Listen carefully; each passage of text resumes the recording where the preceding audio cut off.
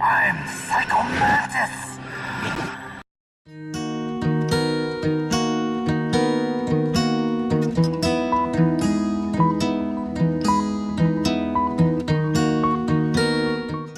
Hey YouTube, welcome back to another Lucky Man Survival.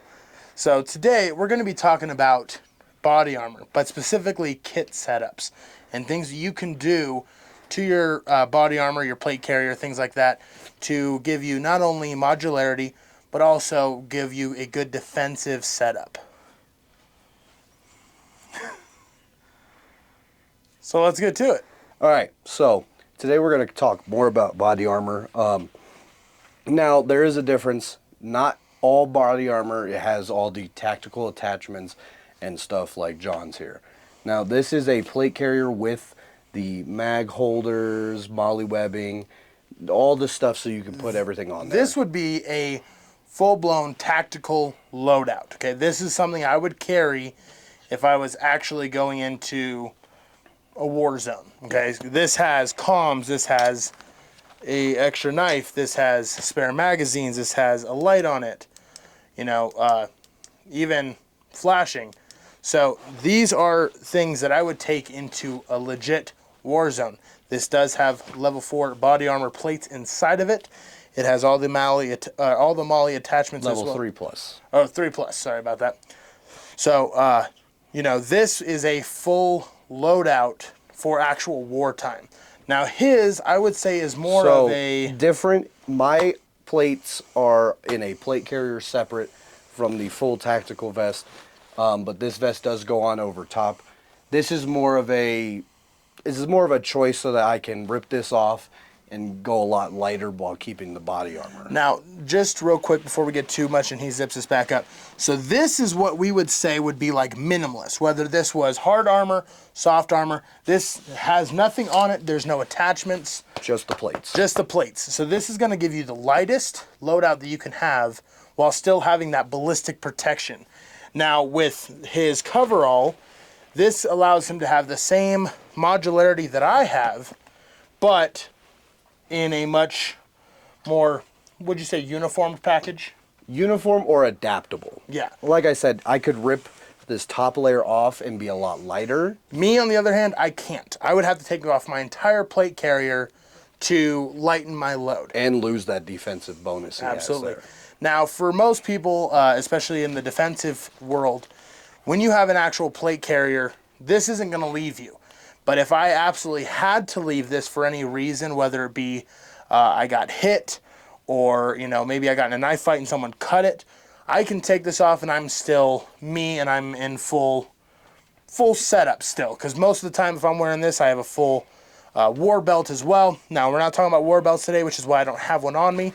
But this is my actual plate carrier setup. This is actually something that I train with, I practice with. You know, and everything on here has modularity. I even have a tourniquet. You know, things on here is actually war-ready material. I also usually carry 2 glow sticks on the side, but then I have switched that out to a flashlight, just because, you know, it's a little bit slimmer to just have one thing instead of several. But his setup, on the other hand, is much more of just ammo and more ammo. Yep. So, for me, mine has, now he can add things. This, what I like about his, is everything is Velcro, panels, and pockets. So he can, if he wanted to, and we were actually just talking about this before recording, he can actually take this off because all in this paneling right here is molly. So he can add a different holster. He was talking about actually having a retention-based holster instead of a clip retention like this one has here. This one is going to be also a war carrier as well, but this is more of a full-blown SWAT kit. This is actually probably closer related to what you would see police officers, security guards, people like that carrying, while this is more of a military strategic kind of plate carrier. Now, to talk a little bit further into his, what I like about his setup is the modularity, but also how he can turn this into as simple of a minimalist package as that one. If you are the kind of person that doesn't want to run with plates, whether it be a weight issue, whether it be maybe you just don't believe in it, or worst case scenario, if you live in another country and you cannot have actual body armor, this is a great way to go because it gives you all the modularity of a plate carrier like mine, but it is much lighter. I mean, my plate carrier, even without the plates in it, weighs about 4.5 pounds. This weighs about 2, if that. It has, I'm just going to have you turn around real quick. So it actually has a mesh paneling on the back of it. Does have, what I like for this is if you wanted to create a logo line right here. So say you were police, you were security, or even for people in a real event, maybe have something that says like press on it, or you know, anything like that. That is going to give you a chance to actually identify yourself. Now, I do have a lot of morale patches on mine, but I could as well on this one. But the back of mine does not have that. Mine is strictly a moly paneled setup. He's lying. He could put it right here. Yeah, but I have morale patches. Okay. But before he goes wrong, another thing we're going to talk about, which recommended for anytime you go for body armor or tack vests, is that it has this right here.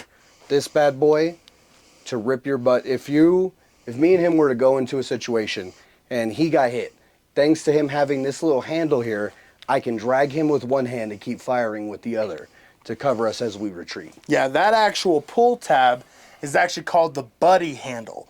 So if something were to happen in an actual war zone and I got hit and I got injured, he could grab that in the top of my plate and drag me off of the battlefield. Now, it's so important that both my tactical vest and my plate carrier have them.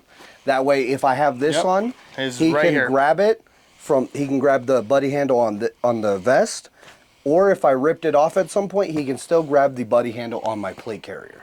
Now, I'm going to move a little bit forward to the camera to kind of show you a little bit of my setup. Now, for me, I train with knives. I talk about it a lot on the channel.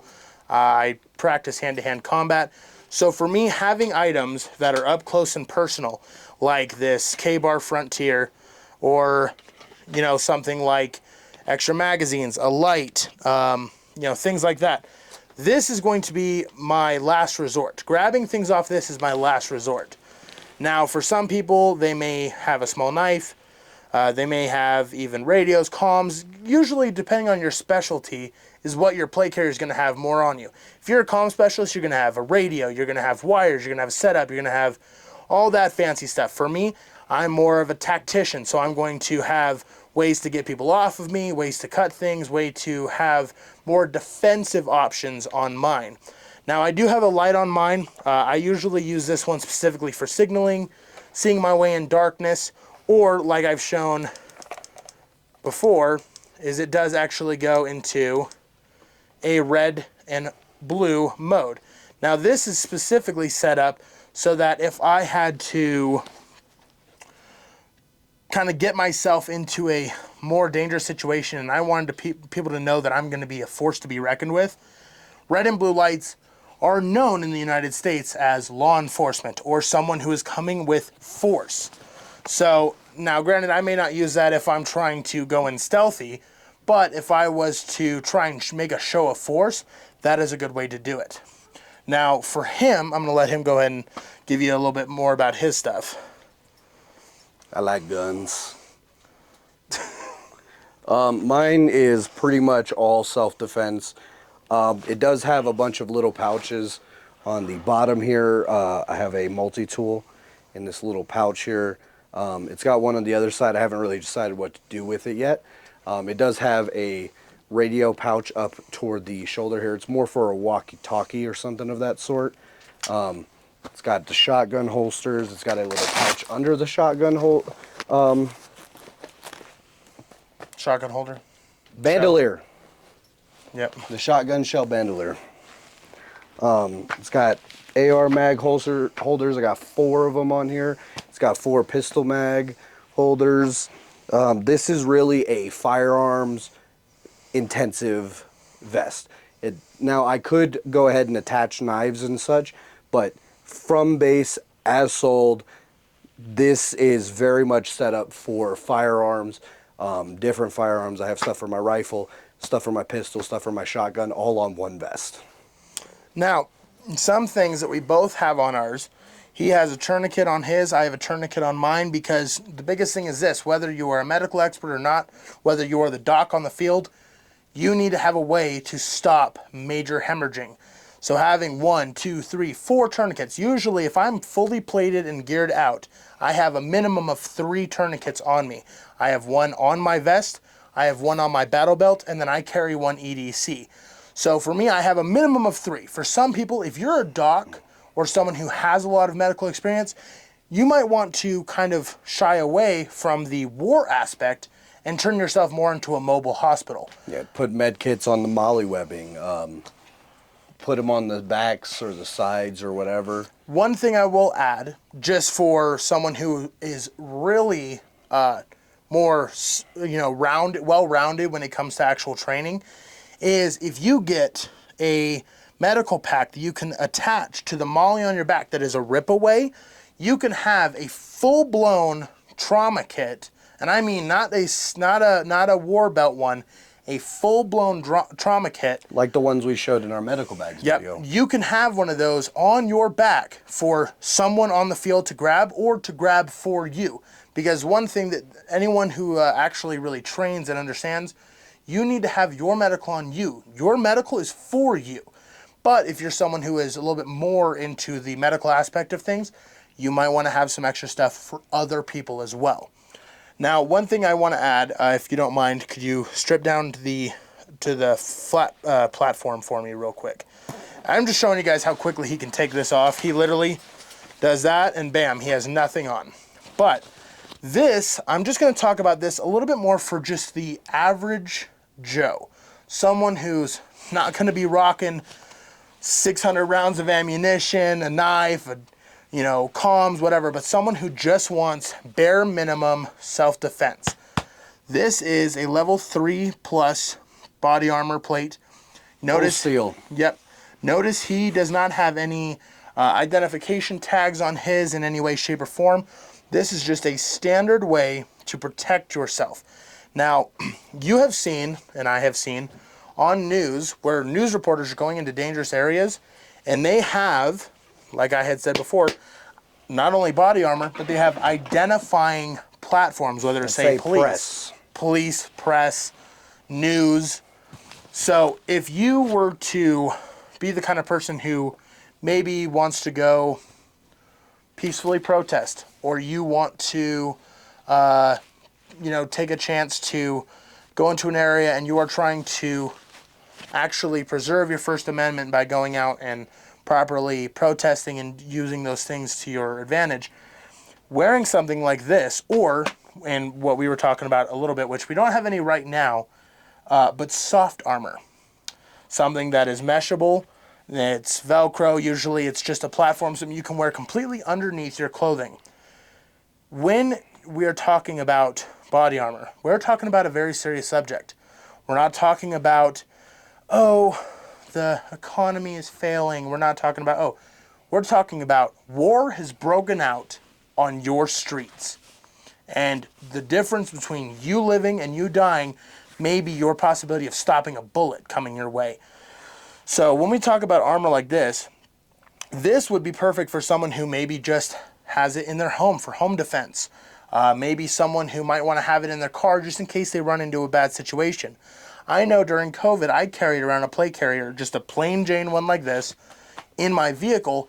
In case I had to, I could throw it on, latch it up, and I could go. And I could be fast, I could be agile, but still protect myself from ballistic damage. You don't have to believe in carrying firearms. You don't have to carry every day to protect yourself with some body armor. And I got to be honest, if you don't believe in firearms, I would actually recommend you more to get body armor, because this right here can take more hits than your squishy flesh. And more importantly is bullets are unbiased. Whoever sends them your way, they don't care who you are. They don't care whether you're carrying or not. So being able to protect yourself is very important. This may seem extreme to some. To some, it doesn't seem extreme enough. But the biggest thing why we talk about this is because we are living in dangerous times, guys.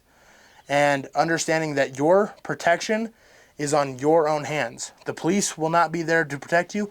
but they'll be there to arrest you. But as long as you get to live to fight another day, that is what we're talking about today. Making sure that you and your family are protected.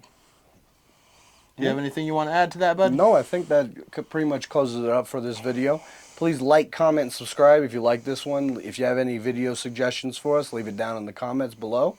And remember, guys, death is the rule, but survival is the exception. We'll see you guys next time. Stay safe and God.